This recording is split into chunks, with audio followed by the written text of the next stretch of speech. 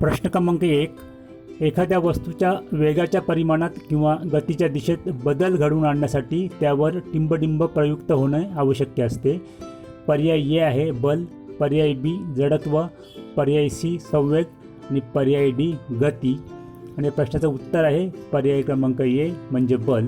कारण बल दिल्यावरच आपण वेगाच्या परिमाणात बदल घडवू शकतो किंवा एखाद्या वस्तूच्या दिशेत आपण बदल घडवू शकतो. म्हणून प्रश्नाचं उत्तर आहे ए बरोबर बल.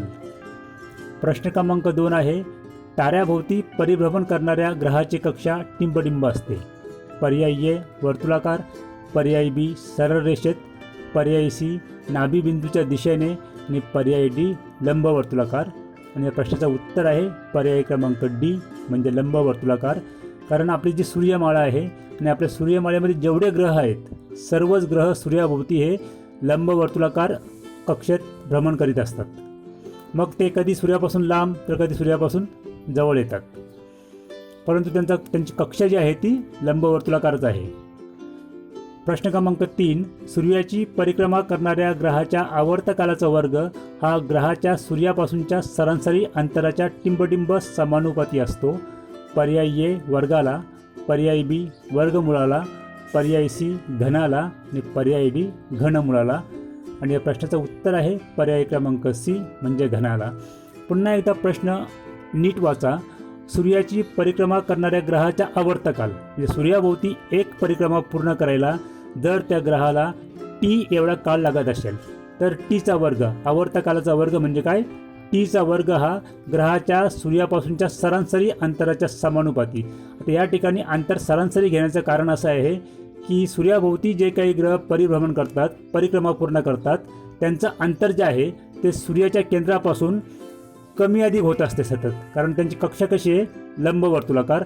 म्हणून या ठिकाणी आपण कोणतंच असं निश्चित अंतर घेऊ शकत नाही, म्हणून सरासरी अंतर घेतलेलं आहे.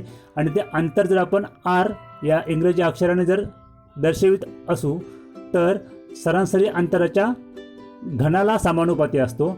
जर आवर्तकाल टी असेल तर त्याचा आपण वर्ग घेतला, टीचा वर्ग समानुपाती आरचा घन. हे या प्रश्नाचं उत्तर आहे. म्हणजे पर्याय क्रमांक सी म्हणजे घनाला हे या प्रश्नाचं उत्तर बरोबर आहे.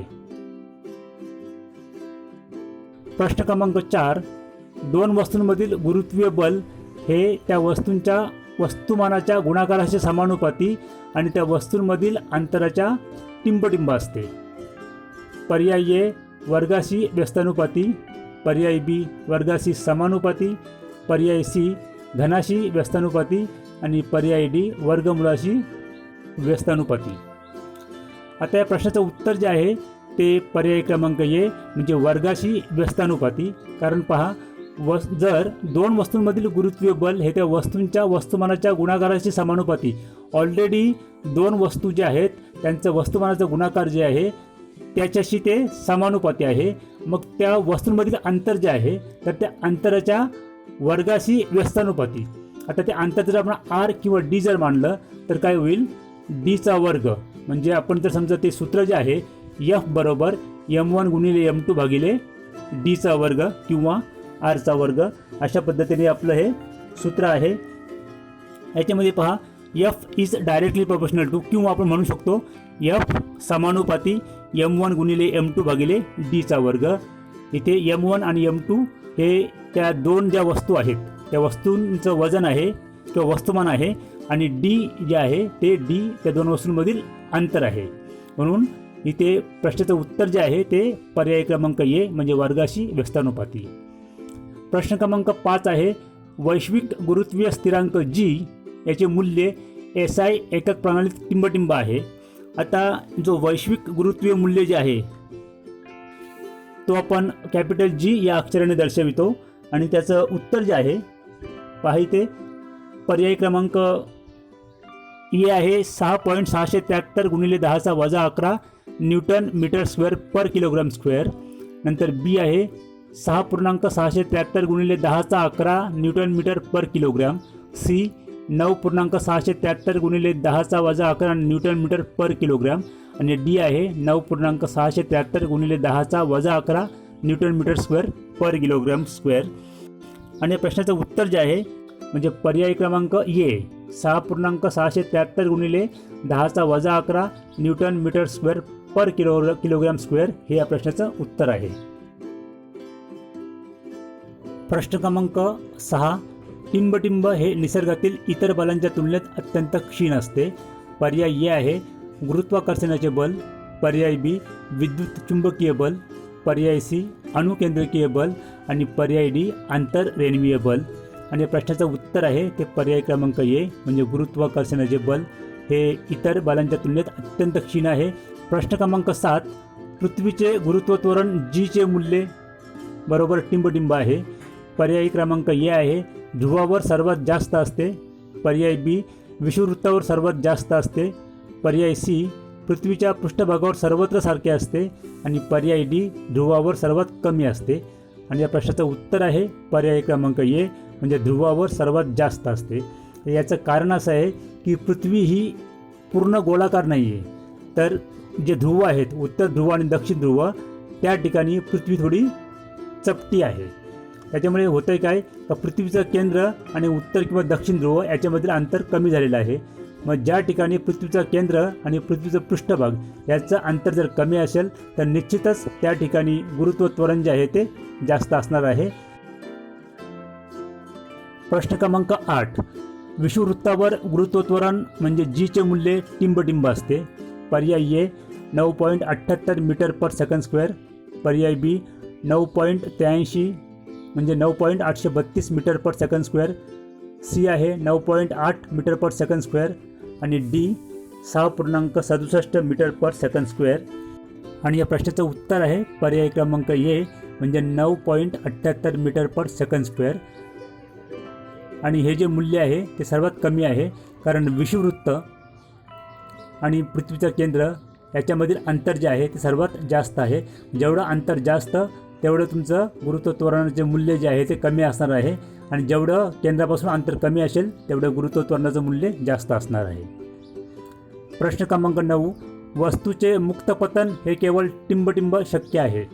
पर्याय ए हवेत, पर्याय बी निर्वातात, पर्याय सी पृथ्वीच्या पृष्ठभागावर आणि पर्याय डी यापैकी नाही. आणि या प्रश्नाचं उत्तर जे आहे ते पर्याय क्रमांक बी म्हणजे निर्वातात. याचं कारण असं आहे की आपण एखाद्या बिल्डिंगवर जर उभे असलो आणि वरून जर एखादी वस्तू खाली सोडली तर तिचंसुद्धा मुक्तपतन होतं आहे असं आपण म्हणू शकतो, कारण ती वस्तू वरून खाली पडते. परंतु वस्तू वरून खाली पडताना त्या वस्तूबरोबर आपल्या हवेमध्ये जे काही धुळीकण असतील ते तिला विरोध करतात, त्याच्याबरोबर ते घर्षण होतं आहे आणि त्या वस्तूचा वेग जो आहे तो कमी होत जातो. किंवा हवा जी आहे ती हवा तिला वर लिफ्ट करण्याचा प्रयत्न करते आणि ती वस्तू वरून जी सोडलेली ती खाली जाण्याचा प्रयत्न करते. त्यामुळे वस्तूचे मुक्त पतन ज्याला म्हणतात ते फक्त निर्वातातच होऊ शकते, ज्या ठिकाणी हवेचा किंवा कुठल्याच अतिरिक्त किंवा बाह्य बल ज्या ठिकाणी कार्य करत नाही त्याच ठिकाणी फक्त मुक्तपतन होऊ शकतं आहे. आणि ज्या ठिकाणी मुक्तपतन होतं आहे 1 किलो लोखंड आणि एखाद्या पक्ष्याचं पीस जर तुम्ही वरून सोडलं तर दोन्ही वस्तू एकाच वेळेला पृथ्वीच्या पृष्ठभागाला स्पर्श करतील. पण अट अशी आहे की त्या ठिकाणी निर्वात पोकली पाहिजे.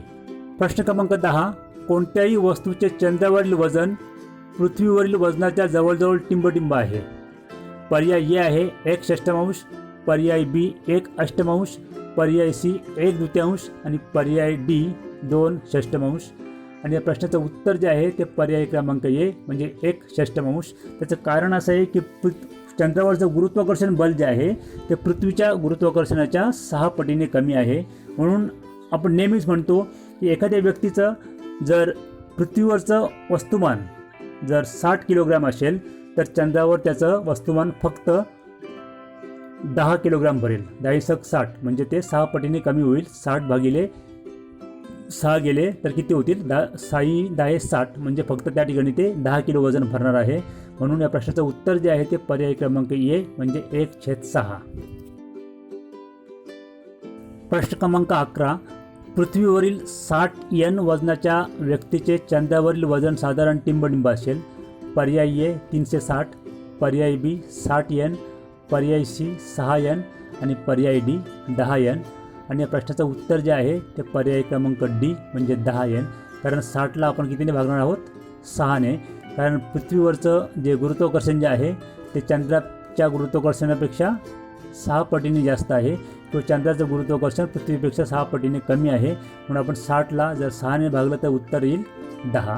पर्याय क्रमांक डी म्हणजे 10 न्यूटन हे उत्तर या ठिकाणी बरोबर आहे. धन्यवाद. या व्हिडिओमध्ये आपण विज्ञान भाग 1 आणि त्याचं गुरुत्वाकर्षण हा जो पहिला धडा आहे त्याच्यावरील 11 प्रश्न आहेत. पुढच्या व्हिडिओमध्ये आपण विज्ञान भाग 1 प्रकरण क्रमांक 2 मूलद्रव्यांचे आवर्ती वर्गीकरण त्याच्यावरचे प्रश्न पाहणार आहोत. तोपर्यंत धन्यवाद. जय हिंद.